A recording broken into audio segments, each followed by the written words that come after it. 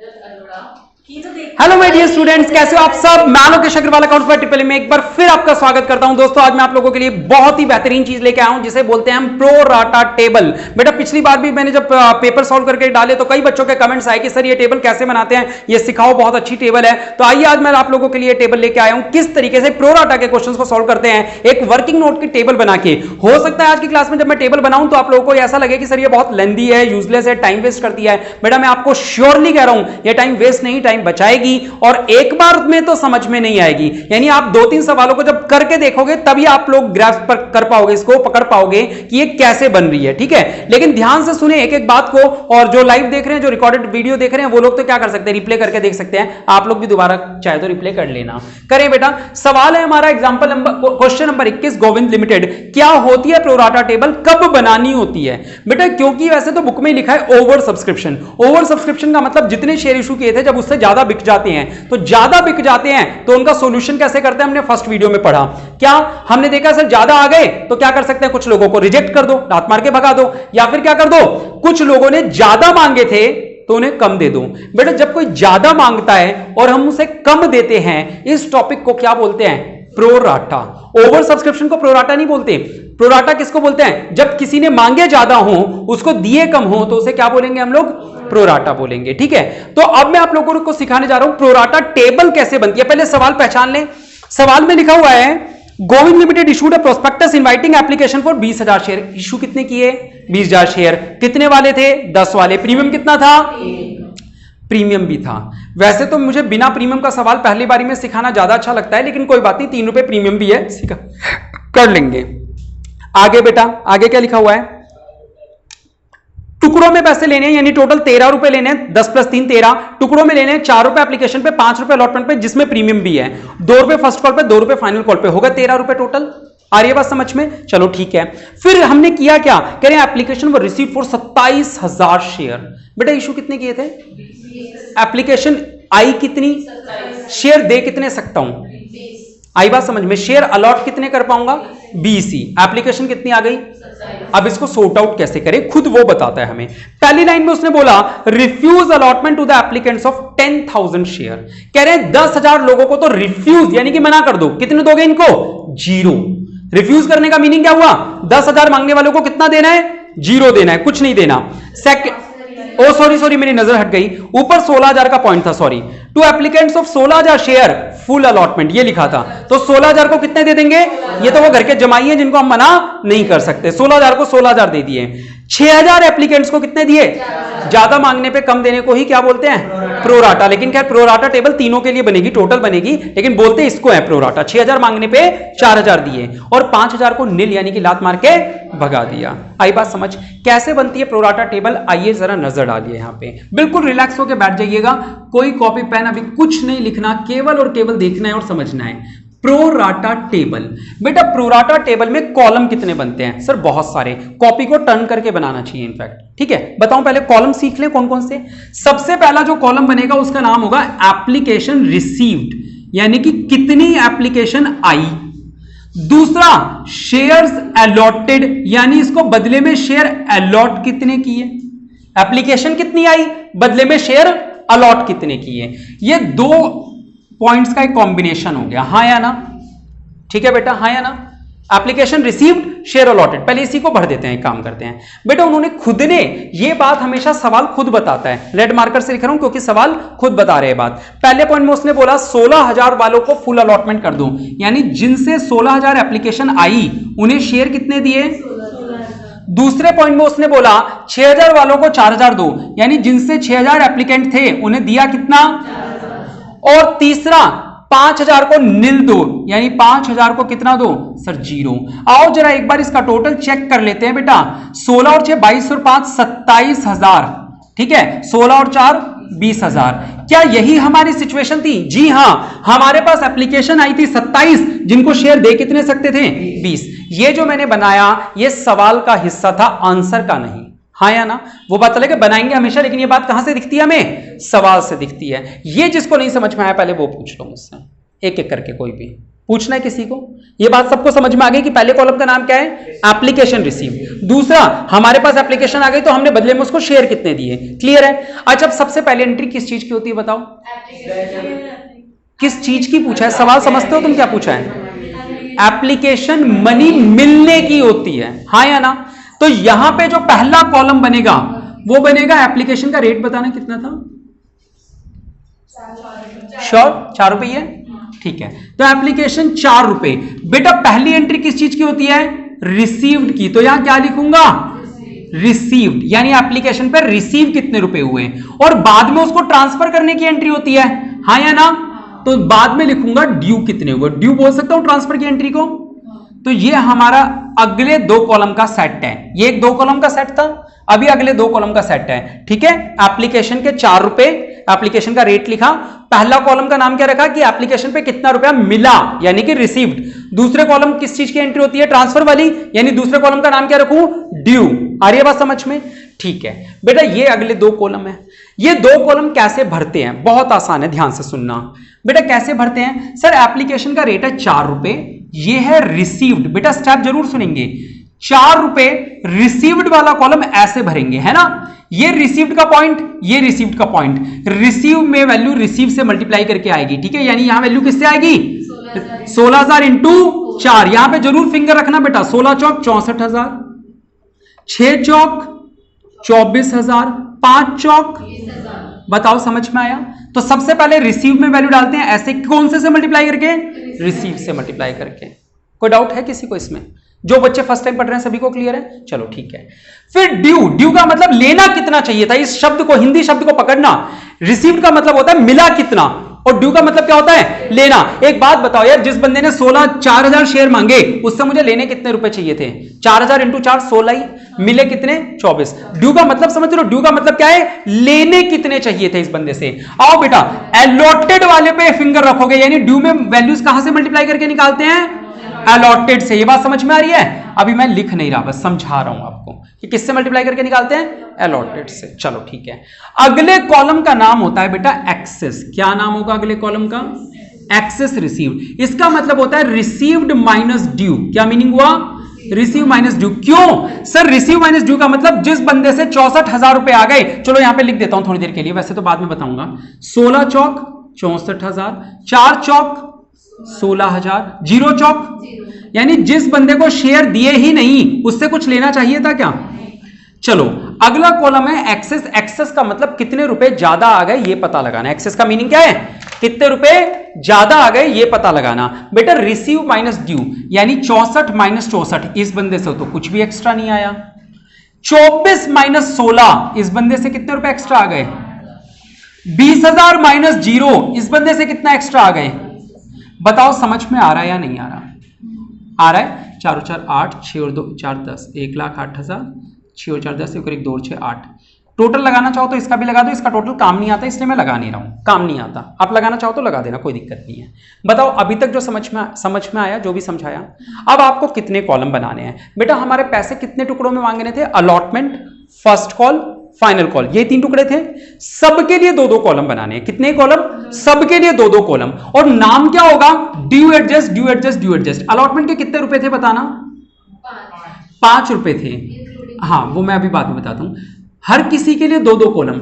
ये रहा due adjust, ठीक है। फिर फर्स्ट कॉल कितने की थी? इसके लिए भी 2 कॉलम। कौन कौन से? Due adjust. और फाइनल कॉल कितने की थी? इसके भी कौन कौन से कॉलम? और लास्ट कॉलम जो बनता है वो बनता है रिफंड का। लास्ट कॉलम का नाम क्या होता है? ये कॉलम के नाम यानी कि हेडिंग है। देख लो टेबल कितनी लंबी दिख रही है। बनानी आसान है, मैं 2-3 बार बनवा दूंगा, लेकिन आप लोग एक बार बस धैर्य रख के, एक बार धैर्य रखो कि क्या है, सीखने की इच्छा रखो तो समझ में आ जाएगा। ठीक है बेटा, यहां पे ये हो गया, ये हो गया, ये सबके लिए 2-2 कॉलम बन रहे हैं, दिख रहे हैं? चलो पहले हमने कौन सा कॉलम बनाया? सर एप्लीकेशन कितनी आई, बदले में शेयर कितना दिया। फिर एप्लीकेशन का कॉलम बनाया। एप्लीकेशन के भी 2, देखो application, allotment, first call, final call सबके 2 बनते हैं, लेकिन एप्लीकेशन के जो 2 बनते हैं उनका नाम क्या क्या है? रिसीव और ड्यू, जबकि ये जो बाद में बनते हैं इन सबके कॉलम का नाम क्या है? Due adjust, due adjust, due adjust. Done. अब आपको क्या करना होता है? एक्सेस निकालना सबको आ गया, रिसीव माइनस ड्यू। बेटा पता है सबसे पहले क्या करना होता है, ध्यान से सुनना। अब मैं इन वैल्यूज को जरा एक बार मिटा रहा हूं, दोबारा लिखूंगा, लेकिन मैं आपको स्टेप सिखाना चाहता हूं, क्योंकि अब आपको कॉलम के नाम पता चल गए, हाँ या ना? तो पहले हम सारे कॉलम बना लेंगे, वैल्यू कैसे डालेंगे ये तो सवाल में दे रखी है। अब वैल्यू डालने का तरीका सीखना। रिसीव वाले में तो ऐसे डाल दोगे ना, ठीक है? अभी तक केवल कौन सी वैल्यू डाली मैंने? रिसीव वाली। किससे मल्टीप्लाई करके? रिसीव से। अब जो मैं कह रहा हूं वो स्टेप 2 है। स्टेप 1 में कैसे वैल्यू डालते हैं सर? रिसीव में रिसीव से मल्टीप्लाई करके डाल देते हैं। स्टेप 2 सर जितने भी ड्यू के कॉलम है, जितने भी ड्यू के कॉलम है उनमें वैल्यू आएगी। आओ कैसे? इस 16,000 जितने शेयर अलॉट किए हैं उस पर फिंगर रखोगे। आई बात समझ में? 16,000 इंटू 4 कितना आएगा? 16,000 इंटू 5 कितना आएगा? 16,000 इंटू 2 कितना आएगा? और 16,000 इंटू 2 कितना आएगा? यानी कि स्टेप 2 में मैंने क्या बोला? सारे ड्यू के कॉलम भरने और ऐसे ऐसे करके भरने हैं, ऐसे करके नहीं भरने।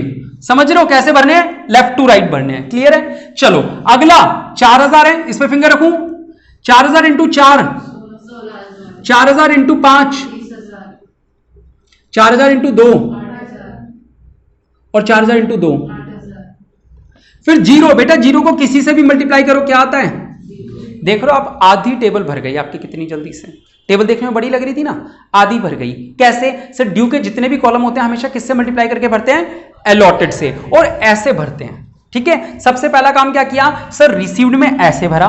फिर दूसरा काम क्या किया सर? अलॉटेड ऐसे भर दिए। ड्यू वाले जितने भी थे सारे भर दिए। कोई डाउट किसी को? 2 स्टेप याद हो रहे हैं? ठीक है, मैं बाद में बता दूंगा चाहे तो फिर से, इसमें कोई दिक्कत नहीं है। ठीक है, अब सुनो, एक्सेस का कॉलम भरना है। अगला कॉलम किसका भरना है? ऐसे भरना है वापस। 64 माइनस 64, 24 माइनस 16, 20 माइनस 0। ये वैल्यूज मैंने पहले भी लिखी हुई थी, बस जानबूझ के दोबारा लिख दिया। आया समझ में? नहीं आया? ठीक है, आ रहा है समझ में? अब क्या बच गया जरा ध्यान से देखो तो। एडजस्ट और रिफंड का बच गया। पहले एक बार रिफंड वाला, चलो एक एक करके। जिस बंदे से एक्स्ट्रा पैसे आए ही नहीं, जिस बंदे के मेरे पास कोई एक्स्ट्रा पैसे ही नहीं आए, क्या उसके पैसे एडजस्ट करूं? किसी के मेरे पास एक्स्ट्रा पैसे आए हो तो उसका पैसा मैं ये बोलूंगा यार तू एक काम करना, ये पैसा वापस क्या देना तेरे को, ये तेरा अलॉटमेंट पे एडजस्ट कर दूंगा, अगली बार कम पैसे देने आ जाइयो, ये बोल सकता हूं ना। लेकिन जिस बंदे से एक्स्ट्रा पैसे ही नहीं आए उसका पैसा कोई एडजस्ट होगा क्या? उसको 1 रुपया भी रिफंड होगा? नहीं। जिसका कोई पैसा एक्स्ट्रा आया ही नहीं उसका पैसा ना तो एडजस्ट होगा ना ही। अच्छा, एक ये बंदा था जिसको शेयर दिए ही नहीं, जिसको शेयर दिए ही नहीं, जिसको हमने शेयर दिए ही नहीं, उससे आगे कभी पैसा लेना ही नहीं है। ड्यू का मतलब क्या होता है? लेना। जिस बंदे से पैसा लेना ही नहीं है, इस बंदे के पैसे रख के करना क्या? क्या करना चाहिए? रिफंड। वैसे भी मैंने कल पहले की क्लास में बताया था, जिसको शेयर ही नहीं दिए, रिजेक्ट कर दिए, उसका जो भी पैसा आया था वो पूरा पैसा क्या हो जाना चाहिए? रिफंड। ये बात समझ में आई या नहीं आई? 2 बातें बताई मैंने। क्या? जिसका एक्स्ट्रा पैसा है ही नहीं उसकी तो कोई वैल्यू भरनी नहीं है। जब एक्स्ट्रा पैसा ही नहीं आया तो एडजस्ट और रिफंड का सवाल ही पैदा नहीं होता। दूसरा, सर एक ऐसा बंदा जिसके पास, जिससे कभी बंदा से पैसे लेने ही नहीं थे, इस बंदे से कभी पैसे लेने थे क्या? जिस बंदे से पैसे लेने ही नहीं है उसके एडजस्ट कहां करूंगा? उसका तो सीधा रिफंड कर दूंगा। हाँ या ना? आ रहा समझ में? तो 20,000 क्या कर दिया मैंने? रिफंड। अब एक बंदा बच गया जो सिखाना है मुझे, उसके लिए एक लाइन याद करेंगे। क्या लाइन याद करनी है? एडजस्ट के कॉलम में वैल्यू कैसे आती है? एक्सेस या ड्यू दोनों में से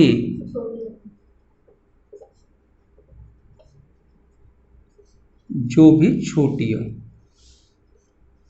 कौन सी वैल्यू आएगी? दोनों में से जो भी लोअर वैल्यू। ठीक है, आओ जरा, ये वाले 8,000 रह गए, हाँ या ना? ये 8,000 एक्सेस था, यानी मेरे पास इस बंदे से 8,000 रुपए एक्स्ट्रा आए हुए हैं। इस बंदे से मुझे अलॉटमेंट पे लेने कितने हैं? 20। ड्यू कितने हुए? ये ड्यू का कॉलम है ना, तो 8,000 या ड्यू वाली वैल्यू 20,000, दोनों में से छोटी रकम कौन सी है? तो यहां पे कितने रुपए आ जाएंगे? क्या मैंने इस बंदे के पूरे रुपए एडजस्ट कर दिए जितना भी आया था? जब पूरे एडजस्ट कर दिए तो क्या आगे एडजस्ट या रिफंड करने की जरूरत बची या नहीं बची? नहीं बची। हाँ या ना? एक बार फिर बताऊं, मैं इस सवाल को 2-3 तरीकों से घुमा घुमा के वैल्यूज चेंज करके सिखाऊंगा ताकि ज्यादा कॉन्सेप्ट क्लैरिटी मिले। ठीक है, ज्यादा उलझ मत जाना, ज्यादा क्लियर करना चाहता हूं, उस चक्कर में ज्यादा उलझ मत जाना क्योंकि मैं चीजें बदल बदल के सिखाने वाला हूं। पहली बात, यहां पे 8000 लिखा है, यहां पे 20000। एडजस्ट की मैंने ट्रिक बता दी। क्या ट्रिक है? एक्सेस और due whichever is less, और का मतलब होता है या, दोनों में से जो भी कम हो। 8000 20000 दोनों में से कौन सी वैल्यू कम है? लिख दी एडजस्ट में 8000। ये 8000 वाले पूरे के पूरे एडजस्ट हो गए, आगे ना तो एडजस्ट होना ना रिफंड होना। फिर वैल्यू चेंज कर रहा हूं। अगर यहां 8 की बजाय 28000 होता, मैं यहां पे वैल्यू क्या डाल रहा हूं? 28000। आओ जरा अब सोचते हैं, सब लोगों का तुरंत आंसर आ गया कितना? 20000 रुपए। जरा इस स्थिति को समझ लें, यहां पे 20 ही क्यों लिखा। पहले एक बार 8 वाला समझते हैं, फिर 20 वाला समझेंगे। वैसे तो ट्रिक से निकाल लिया सबने। ट्रिक क्या थी सर? दोनों में से जो भी कम हो, तो 20 कम है वो डाल दी हमने, यही तो बात थी। लेकिन जरा स्थिति को समझते हैं। बेटा मैं कंपनी हूं, ये वो बंदा है जिसने मुझे एडवांस पैसा दिया, हाँ या ना? ये बंदा 6000 शेयर के लिए पैसे लेके आया, 4-4 रुपए, और मैंने इससे 24000 लेके रख लिए। दिख रहे हैं आप लोगों को? इमेजिन करना, ज्यादा स्ट्रॉन्ग होते जाओगे। मैंने इससे कितने रुपए लेके रखे? 24000। मैंने इसको बदले में बेचारे को शेयर कितने दिए? 4000 रुपए अगर पैसे लेता तो 16000 रुपए लेने चाहिए थे। मेरे पास इस बंदे के कितने रुपए एक्स्ट्रा आए हुए थे? 8000 आए हुए थे, हाँ या ना? अब एक तरीका तो यह है कि यार मैं जब इसको 4000 शेयर दे रहा हूं तो मैं बोलूं कि देख तेरे को 4000 शेयर ही दिए हैं, तेरे वो जो 2000 एप्लीकेशन के 4-4 रुपए यानी कि 8000 फालतू रुपए मेरे पास पड़े हुए थे, ये 8000 रुपए ले ले। एक तरीका तो यह है ना कि जो एक्स्ट्रा पैसा आया उसको क्या कर दूं? रिफंड। लेकिन रिफंड नहीं करते हैं। क्या करते हैं? उससे ये बोलते हैं, कहते यार एक काम करना, तू अलॉटमेंट वाले दिन 4000 शेयर पे पैसा तो लाएगा ही। कितने रुपए लाएगा तू? 4000 इंटू 5 रुपए मांगे ना अलॉटमेंट वाले दिन, उस दिन तेरे क्या करेंगे? ये 8000 रुपए एडजस्ट कर देंगे। एडजस्ट का मीनिंग उस दिन तेरे से 8000 रुपए कम ले लेंगे। यही तो मीनिंग हुआ एडजस्ट का, हाँ या ना? तो यानी कि मुझे इससे अलॉटमेंट के टाइम पैसा लेना था, इसलिए मैंने इसके 8000 रुपए इसको वापस नहीं किए। इसको क्या बोला कि यार तेरे पैसे अलॉटमेंट पे एडजस्ट कर लेंगे, क्योंकि 20000 लेने थे तो 8000 एडजस्ट हो सकते हैं, हाँ या ना? 8000 एडजस्ट हो सकते हैं, नहीं हो सकते? सेकंड सिचुएशन, किसी वजह से मेरे पास इसके कितने रुपए एक्स्ट्रा आए हुए थे? 28000। कितने रुपए एक्स्ट्रा आए हुए हैं? 28000। आ रही है बात समझ में? मेरा एक ऑप्शन तो यह कि मैं इसको 28000 रुपए क्या कर दूं? रिफंड कर दूं, रिटर्न कर दूं कि भाई ज्यादा पैसे आ गए। लेकिन मैं क्या करता हूं? नहीं यार, पैसे जाता हुआ किसको अच्छा लगता है? हम इससे क्या बोलते हैं कि तेरे पैसे बाद में एडजस्ट कर देंगे। वो कह रहा कैसे एडजस्ट करोगे? मैं कह रहा हूं कि तेरे से अलॉटमेंट पे भी तो पैसा लेना है। कह रहे सर अलॉटमेंट पे कितने रुपए मांगने हैं आपको मुझसे? 20। तो क्या अलॉटमेंट पे 28 एडजस्ट कर दोगे मेरे? सोच के देखो, मेरे पास आपके 28000 रुपए आ रखे हैं एक्स्ट्रा पैसे, और मैंने कहा मैं तुम्हारी B Com first year, second year, third year की फीस में, मैं तुम्हारी बीकॉम की फीस में एडजस्ट कर दूंगा। फर्स्ट ईयर की फीस केवल 20000 रुपए ही है। तो क्या मेरे पास जो तुम्हारे 28000 रुपए आए हुए हैं वो पूरे के पूरे फर्स्ट ईयर में बोल दूंगा बेटा तुम्हारे पूरे सेट हो गए, रहने दो? नहीं ना। फर्स्ट ईयर में कितने सेट करूंगा? क्या बचे हुए 8000 रुपए जेब में रख के खा जाऊंगा? बताओ आप लोग, बताओ। ये बात दिमाग में गई है नहीं गई? फर्स्ट ईयर में आपके 20000 रुपए बनते हैं तो 20 ही तो एडजस्ट करूंगा, 28 कर ही नहीं सकता। तो 20000 एडजस्ट कर दिए। अभी भी मेरे पास आपके पैसे बचे या नहीं बचे? कितने रुपए? क्या करूं इसका? रिफंड नहीं करूंगा, पैसे नहीं देता। आए हुए पैसे तो वापस नहीं। क्या करूंगा? आगे आने वाली चीज पे एडजस्ट करूंगा और फिर से फार्मूला लगाऊंगा, एक्सेस और due whichever is less. Excess कितना है? 28 या 8? 8 है। आ रही है बात समझ? एक्सेस और ड्यू कितना है? सर ड्यू भी 8 ही है, तो विच एवर इज लेस, दोनों में से कोई भी कम बोलो, दोनों 8 ही है, तो 8 ही लिख दोगे। आ रहा है समझ में? नहीं आ रहा? क्लियर है? थोड़ी देर के लिए मानता हूं यहां 38000 होता तो क्या करते?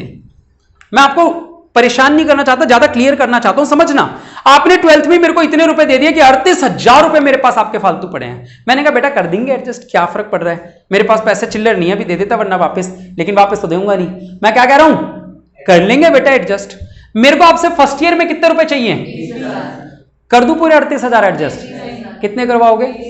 20000 एडजस्ट कराओगे, यानी दोनों में से जो भी छोटी रकम हो 20। अभी भी मेरे पास आपके कितने रुपए बचे हुए हैं? बचे हैं, खत्म हो गए? ये बात समझ में आ रही है सबको? अगर मैं किसी को ये बताता हूं ना, किसी को समझ में नहीं आता, आपको इसलिए समझ में आ रहा है क्योंकि आपकी फीस की बात है, इसलिए जल्दी समझ में आ रहा है। मेरे पास कितने रुपए बचे आपके? 18000 रुपए बचे हैं। सेकंड ईयर की जो फीस है, मतलब अगले साल की जो फीस है बेटा, वो केवल 8000 रुपए ही है, केवल 8000। कितनी फीस है अगली बार की? कर दूं पूरे 18 एडजस्ट? क्यों यार, कर देता हूं ना 18, 8 ही एडजस्ट करूंगा, क्योंकि दोनों में से जो भी छोटी रकम है, एक्सेस कितना बचा है? 18, ड्यू कितना है? 8, दोनों में से छोटी रकम कितनी है? 8 आ गया। अभी भी मेरे पास आपके पैसे फालतू पड़े हैं क्या? कितने रुपए? 10,000। फाइनल ईयर की फीस कितनी है? कर दूं यार, इस बार तो पूरे करवा लो, ग्रेजुएशन के बाद थोड़ी पढ़ाई करोगे, अब तो करवा लो यार, लास्ट ईयर है तो 2,000 तो कर लेने हैं, क्या दिक्कत है? फाइनल ईयर में भी 8,000 ही क्यों? क्योंकि दोनों में से जो भी छोटी रकम हो, एक्सेस कितना बचा था? 10। एक्सेस कितना बचा था? 10। और ड्यू कितना है? दोनों में से छोटी कोई रकम कौन सी है? अब बचे हुए 2,000 का क्या करोगे? कहोगे सर ग्रेजुएशन से आगे हमें पढ़ाई करनी नहीं है, कम से कम 2,000 तो वापस दे दो। आइए बस समझ, 10,000 रुपए एक्स्ट्रा थे, उसमें से भी 8,000 एडजस्ट हो गए, तो रिफंड कितने करने पड़ेंगे? बताओ, ये कॉन्सेप्ट दिमाग में गया नहीं गया? बेटा ये टेबल मैंने खुद ने डिजाइन की हुई है, इसकी एक एक कॉलम, ठीक है, और इसको मैं 100% परफेक्शन का रेट देता हूं। यानी मैं कहता हूं कि आपके स्कूल वाले आपको कई तरह के वर्किंग नोट पढ़ाते हैं, theoretical working note, due on allotment इतना, एक्सेस एडजस्टेड ऑन दिस, और फिर फलाना करके। बेटा वो जो वर्किंग नोट होते हैं वो 100% केसेस में सही तरीके से फिट नहीं होते, कभी कुछ करो कभी कुछ करो। मैं आप लोगों को गारंटी देता हूं, अगर आपको ये टेबल जो मैंने आज समझाई है, यही टेबल अगर साल के लास्ट वाले दिन भी पूछोगे कोई भी सवाल, तो सेम टू सेम यही कॉन्सेप्ट से हर सवाल सॉल्व हो जाएगा, 100% गारंटी के साथ। बहुत ही परफेक्टली डिजाइन करी हुई टेबल है, इससे कोई भी सवाल गलत नहीं हो सकता, बशर्ते आपने कैलकुलेशन गलत ना करी हो, ठीक है। तो बेटा मैंने आपने ध्यान दिया, जब मैंने एडजस्ट का कॉलम नहीं सिखाया था तो टेबल कितनी आसानी से भर गई थी। केवल एक चीज सिखाने में मैंने सबसे ज्यादा समय लगाया, क्या?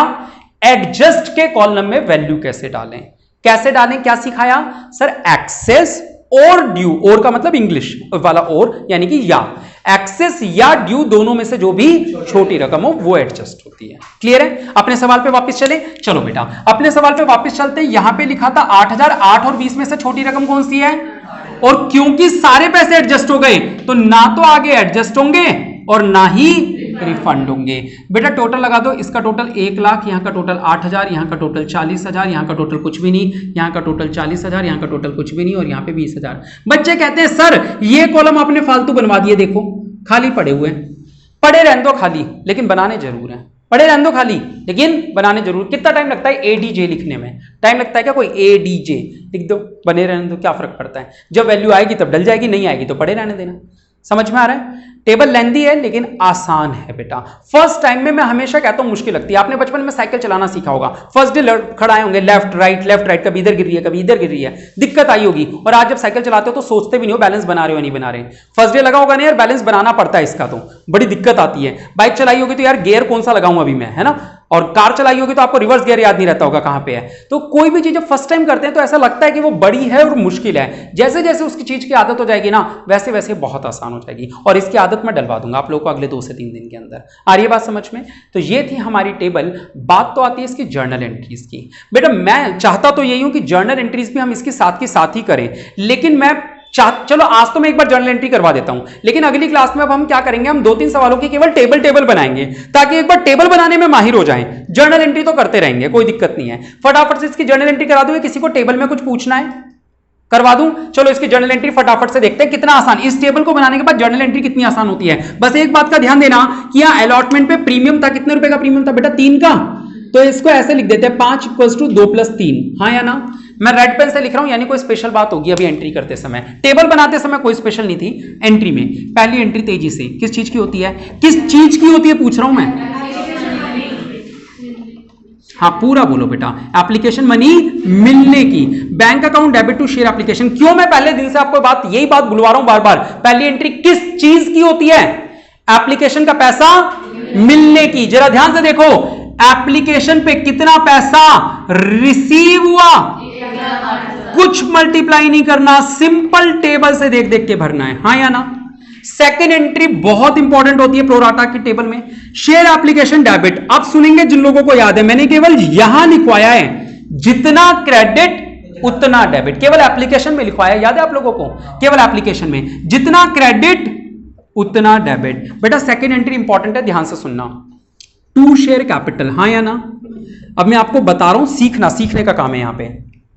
कैपिटल पे यानी वो पैसा जो मुझे लेना चाहिए था, हाँ या ना? कौन सा पैसा लेना चाहिए था?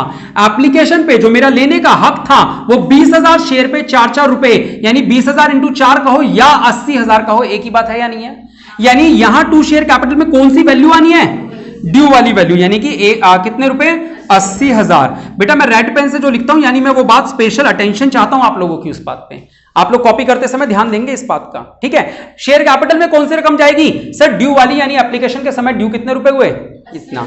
अब जो कह रहा हूं वो लाइन और याद करो, एक लाइन याद करवा रहा हूं। इस एंट्री को अभी खत्म नहीं करते, टू बैंक नहीं, क्या करना है, जितने भी आपने एडजस्ट और रिफंड के कॉलम बनाए हैं, जितने भी एडजस्ट और रिफंड के कॉलम बनाए हैं, जिसमें वैल्यू हो उसका नाम लिख दो।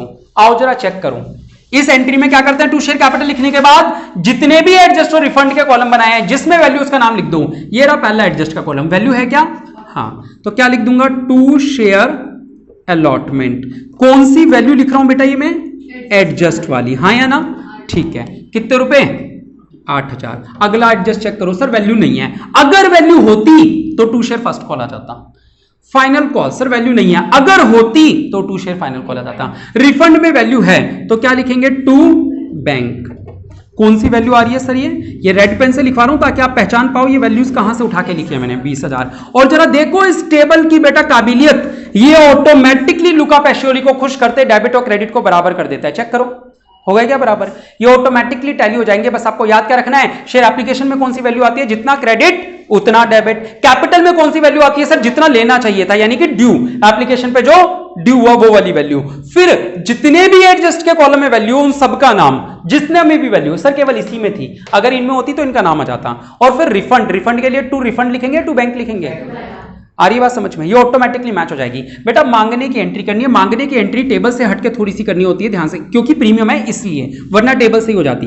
बेटा शेयर अलॉटमेंट डेबिट, हाँ या ना, और क्योंकि मांगते समय केवल शेयर कैपिटल मांगनी है या प्रीमियम भी मांगना है, तो बस यहीं पे थोड़ी सी आपत्ति है क्योंकि प्रीमियम भी है। शेयर अलॉटमेंट में सर ऑब्वियसली, क्योंकि ये एंट्री किस चीज की है बेटा, मांगने को इंग्लिश में ड्यू बोलते हैं, हाँ या ना, तो ये एंट्री किस चीज की है, ड्यू होने की। अलॉटमेंट पे कितना पैसा ड्यू हुआ है, 1 लाख रुपए। कोई दिक्कत किसी को, अगर प्रीमियम नहीं होता तो टू शेयर कैपिटल में भी 1 लाख आ जाता, लेकिन क्योंकि प्रीमियम है तो हमारे पास शेयर कितने थे, कैपिटल की कितनी रकम थी, 2 रुपए, तो कितना आ जाएगा, और शेयर थे 20,000, प्रीमियम कितने का था, 3 रुपए का, तो कितना आ जाएगा। केवल प्रीमियम होने की वजह से 2 वैल्यू मुझे कैलकुलेट करनी पड़ी, वरना मैं आपको पूरी टेबल अभी दिखाऊंगा, कुछ कैलकुलेट नहीं करना होता, सिंपल इसी से आ जाता है सब कुछ टेबल से मिल जाता है, हाँ या ना। ये बात समझ में आ रही है सभी को, ये एंट्री सबको समझ में आई। अलॉटमेंट ड्यू करने की एंट्री है, ड्यू करने का मतलब कितने रुपए मांगू, जो ड्यू में, अलॉटमेंट के ड्यू में कितने रुपए हैं, 1 लाख। आइए अगली एंट्री किस चीज की होनी चाहिए, पैसा, बोलो किस चीज की होनी चाहिए, किस चीज का बेटा, किस चीज, अलॉटमेंट का पैसा मिलने की एंट्री होनी चाहिए। आप लोग को इतनी बार समझा दिया, बोलना क्या है, फिर भी आपको समझ में नहीं आ रहा है। Bank debit to share allotment की, हाँ या ना, कोई एरियर एडवांस तो है नहीं। अलॉटमेंट में वैल्यू कौन सी आती है, सबा बताएगी, फार्मूला क्या है इसका, ड्यू माइनस एडजस्ट। फाइनली 3 दिन बाद वो ड्यू माइनस एडजस्ट आज हमारे काम आ रहा है बेटा। क्या काम आ रहा है, ड्यू माइनस एडजस्ट। ये due minus adjust, sir due में कितने हैं, 1 लाख, एडजस्ट में कितने हैं, 8,000। तो लो लिख देता हूं आप लोगों के लिए, 1 लाख माइनस 8,000, तो कितना आ जाएगा। और बैंक में हमेशा कौन सी वैल्यू आती है, बैलेंसिंग फिगर, यानी कि कितना, बताओ। फाइनली एडजस्ट आज आ गया, तो समझ में आया नहीं आया, आ गया, इसीलिए मैं पहले दिन से तैयार कर रहा था आप लोगों को। चलिए फर्स्ट कॉल मांगते, अगली एंट्री किस चीज की, मांगने की। देखो बेटा कितनी आसान है, अब अगली 4 एंट्री में कुछ भी दम बाकी नहीं है, खत्म। Share first call debit to share capital, ये एंट्री किस चीज की है, दोबारा बोलो, मांगने की है। फर्स्ट कॉल ड्यू होने की है, बताओ कौन सी वैल्यू आनी चाहिए, फर्स्ट कॉल पे ड्यू कितना हुआ, 40,000। आ रहा है समझ में या नहीं आ रहा, वैल्यू देख रहे हो बेटा, टेबल से आ रही है ना वैल्यू सारी। अगली एंट्री किस चीज की होनी चाहिए, bank debit to share first call, formula क्या है, due minus adjust. Sir due तो हुए हैं 40,000, एडजस्ट कितने हैं, 0, तो कितना आ जाएगा, 40,000, हाँ या ना। अगली एंट्री किस चीज की होनी चाहिए बेटा, फाइनल कॉल, मांगने की। Share final call debit to share capital, value, क्योंकि ये मांगने की एंट्री है, यानी कि कौन से वाली वैल्यू आनी चाहिए, ड्यू वाली, कितनी है, 40,000। और बेटा उसके बाद पैसा, फाइनल कॉल मिलने की entry, bank debit to share final call, हाँ या ना।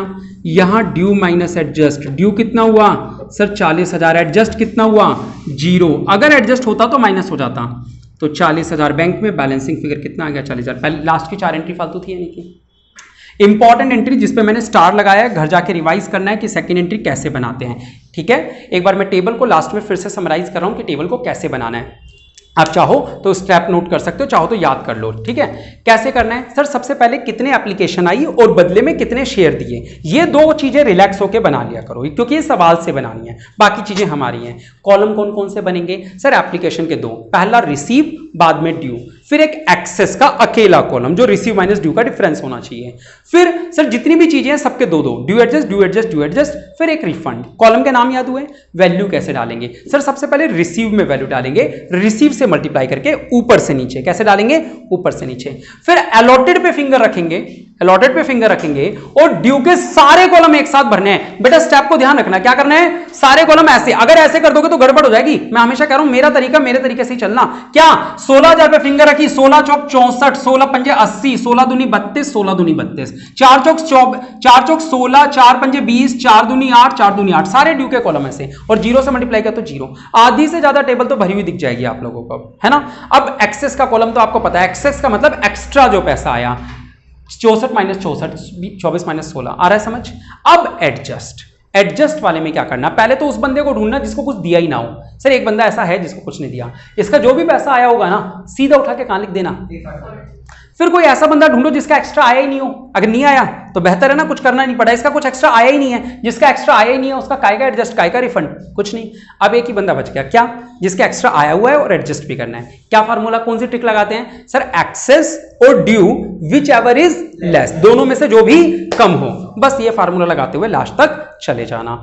वैल्यूज कैसे डालते हैं सेकंड एंट्री के अंदर वो समझ लो। शेयर एप्लीकेशन डेबिट होता है, जितना क्रेडिट उतना डेबिट। टू शेयर कैपिटल में आती है कि एप्लीकेशन के समय, ये देखो यहां डेबिट कितना हुआ? जो पैसा मिला था 1,08,000 का, हमने क्या किया? हमें इसको बदले में 80,000 के तो शेयर दे दिए, और क्या किया सर? कुछ पैसे एडजस्ट कर दिए, कुछ रिफंड कर दिए। यही तो होता है एप्लीकेशन पे जो पैसा आया, कुछ एडजस्ट कर दिया, कुछ रिफंड। जिस एडजस्ट में वैल्यू है उसका नाम डाल देना, जिस रिफंड में वैल्यू है उसका नाम डाल देना।